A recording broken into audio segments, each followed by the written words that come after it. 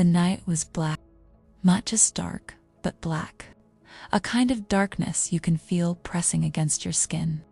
The moon was gone, the stars swallowed by thick storm clouds, and beneath that darkness, 12 men in a small wooden boat fought for their lives. The Sea of Galilee, normally calm, almost like glass, had turned violent. Waves taller than the boat itself rose and fell like mountains.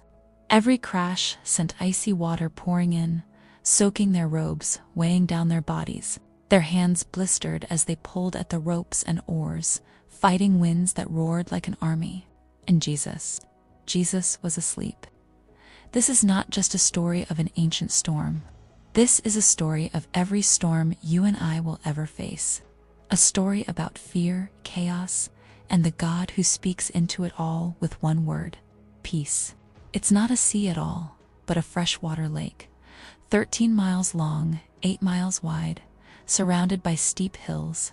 Because of its geography, storms come suddenly. Winds sweep down from the Golan Heights, funneling into the valley like a wind tunnel. The lake can go from calm to catastrophic in minutes.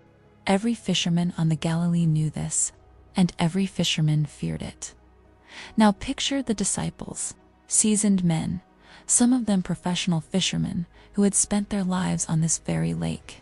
Peter, Andrew, James, John, men toughened by salt and sun. They weren't easily spooked. This storm had them terrified. Water surges into the boat. The disciples shout over the wind, "Grab the nets, bail the water." Their voices crack with panic. Peter grips the oar, his muscles burning, every pull a battle. John's hands shake as he tries to scoop water with anything he can find. Andrew's face is pale, his lips whispering frantic prayers. Every man is wide-eyed with fear, except one. At the back of the boat, head resting on a cushion, drenched by spray, but unmoved by chaos, Jesus sleeps. The storm doesn't wake him. The shouting doesn't stir him. He is at peace in the middle of chaos, and that peace infuriates them.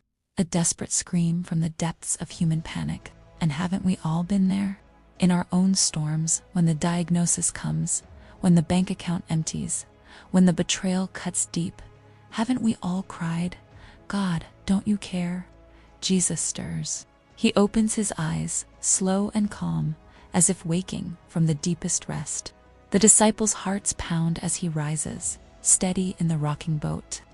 He steps forward, robes clinging to him, spray dripping from his hair. And then, over the roar of the storm, he speaks. 2 words, simple, sharp: "Be still."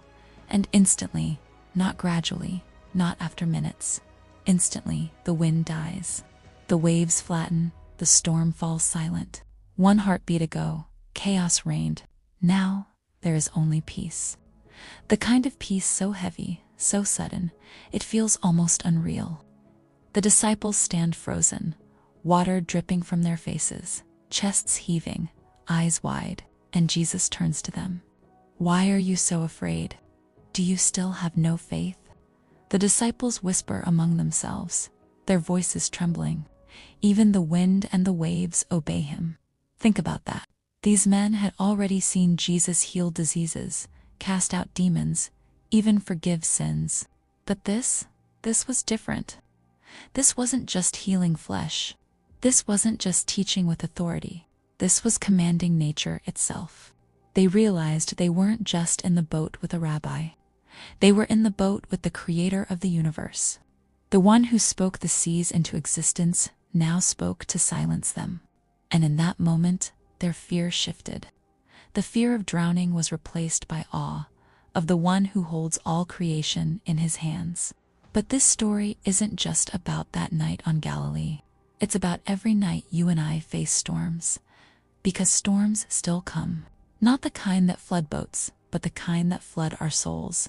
Depression, loss, rejection, fear of the future. The moments when we cry, "God, don't you care if I drown?" And the truth is, sometimes it feels like he's asleep, silent, unmoved, distant. But here's the lesson of the boat. Silence is not absence. God's stillness is not God's indifference. The one who seemed to sleep was still in control. And when the time was right, he spoke peace into chaos. And yet, this story points to something even greater, because the ultimate storm wasn't on Galilee, it was on Calvary. On the cross, Jesus faced the full storm of God's wrath, judgment, and sin.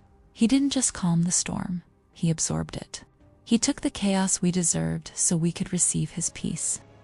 That night on the lake, the disciples asked, "Who is this, that even the wind and waves obey him?" At the cross, the answer became clear. He is the Son of God, the Lord of heaven and earth, the Prince of Peace. So let me ask you this.